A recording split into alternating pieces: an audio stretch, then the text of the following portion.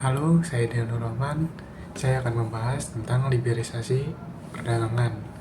Poin pembahasan yang akan saya sampaikan di sini yaitu yang pertama, pengertian, lalu yang kedua, sejarah singkat, yang ketiga, lalu implementasi liberalisasi perdagangan bebas dalam kebijakan global, lalu yang keempat, perjanjian perdagangan bebas ASEAN Free Trade Area dan juga NAFTA. Lalu yang kelima, dampak globalisasi pada perdagangan bebas, dan yang terakhir, kesimpulannya. Liberalisasi perdagangan adalah kebijakan membuka pasar internasional dengan mengurangi ataupun menghilangkan hambatan seperti tarif dan juga kuota, sehingga barang ataupun jasa bisa diperdagangkan lebih bebas antar negara. Tujuannya sendiri untuk meningkatkan efisiensi ekonomi, memperluas pasar, dan mendorong pertumbuhan melalui perdagangan yang lebih terbuka dan juga kompetitif. Lalu sejarah singkat, di sini liberalisasi mulai digunakan dalam bahasa politik mulai dari Inggris, Spanyol, dan juga Prancis pada tahun 1830-an, menandai munculnya istilah politik modern. Lalu pada abad ke-19 sendiri, liberalisasi dihubungkan dengan ide demokrasi, perdagangan bebas, dan kemandirian nasional. Namun menjelang akhir abad, muncul liberalisasi baru yang menekankan peran negara membantu orang miskin agar mereka ini bisa menggunakan kebebasan lebih baik yang bertentangan dengan gagasan negara minimal. Liberalisasi komersil atau perdagangan bebas berakar pada pemikiran abad ke-18, terutama pada karya Adam Smith yang mengkritik intervensi negara dan juga mendukung kebebasan individu dalam produksi dan perdagangan tanpa campur tangan pemerintah. Pada abad ke-19, banyak negara-negara di Eropa dan juga Amerika mengadopsi prinsip ini, mengurangi hambatan perdagangan seperti tarif, sehingga mendorong pertumbuhan ekonomi global dan juga era perdagangan bebas. Lalu untuk implementasi sendiri di sini, organisasi perdagangan dunia seperti WTO, IMF, dan juga Bank Dunia. Untuk WTO sendiri di sini mengatur perdagangan internasional dengan menurunkan tarif, menghapus hambatan, dan menyelesaikan sengketa perdagangan agar pasar lebih terbuka dan juga adil. Di sini ada contoh kasus di mana penyelesaian sengketa Boeing versus Airbus.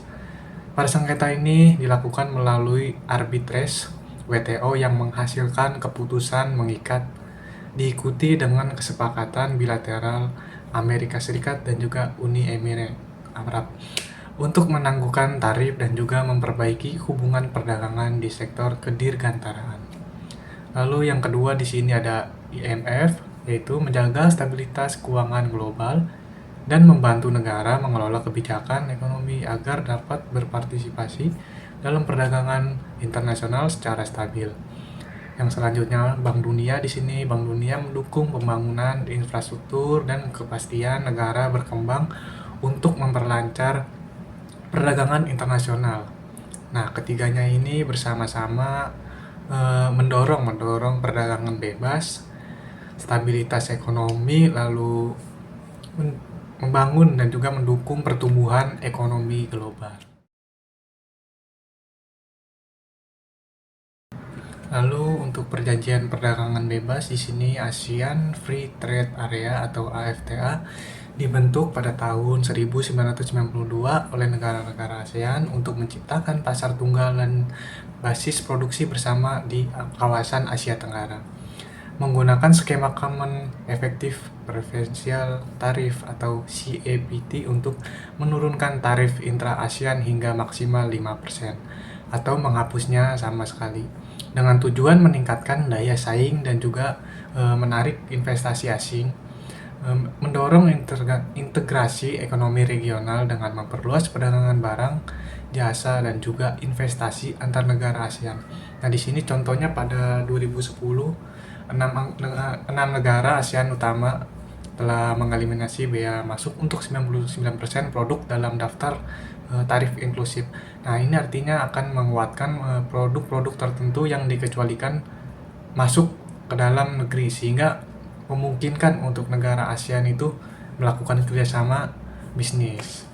Yang selanjutnya ada NAFTA, sekarang itu namanya USMCA. Nah, di sini merupakan perjanjian perdagangan bebas antara Amerika Serikat, Kanada, dan juga Meksiko yang menghapus tarif dan hambatan perdagangan untuk memperkuat hubungan ekonomi dan juga investasi antar negara tersebut.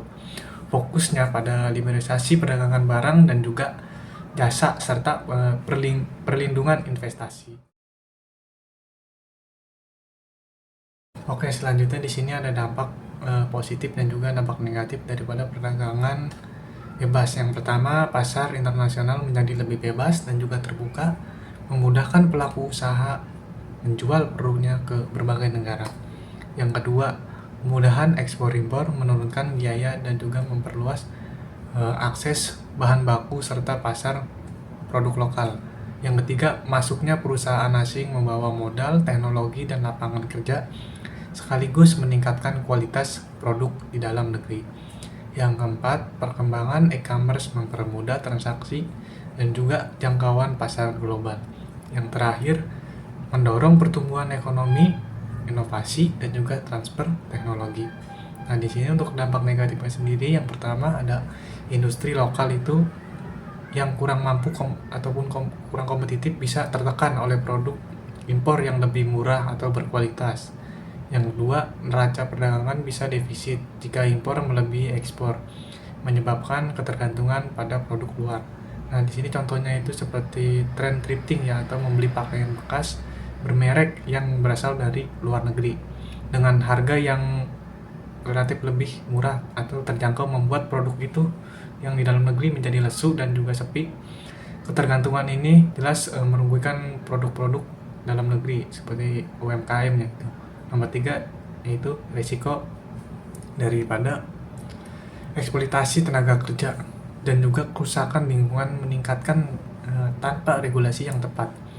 Yang keempat, ketimpangan sosial dan persaingan yang tidak seimbang bisa terjadi di sini. Yang terakhir, secara keseluruhan globalisasi memperluas peluang perdagangan bebas, namun juga menuntut kebijakan yang tepat agar dampak negatifnya itu dapat diminimalkan dan juga industri lokal tetap berkembang.